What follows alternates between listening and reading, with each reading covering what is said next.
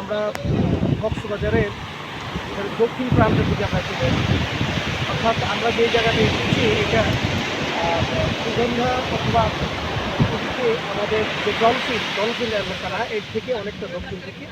অর্থাৎ আমরা এসেছি দক্ষিণ তলাতলা এরিয়ার কাছে আরেকটা নতুন আমাদের একটা আরেকটা স্পট যেটা সমুদ্রের একবারে পারে।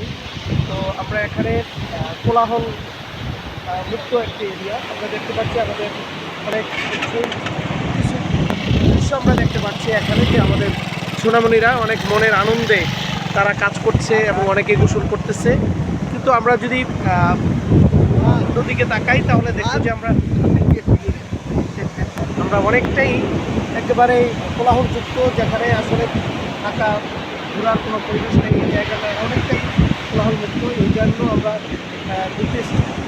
তো আমরা আশা করছি যারা আসবেন তারা শুধু এককেন্দ্রিক না হয়ে বিভিন্ন জায়গায় ঘুরলে আমাদের এই রিসোর্স অর্থাৎ আমাদের এই সমুদ্র সৈকত উপভোগ করাটা খুব সহজ হবে। তো ভালো থাকবেন, সুন্দর থাকবেন। আমরা কক্সবাজারের দক্ষিণ কলাতলী এলাকা থেকে আমরা বিদায় নিচ্ছি। আল্লাহ হাফিজ।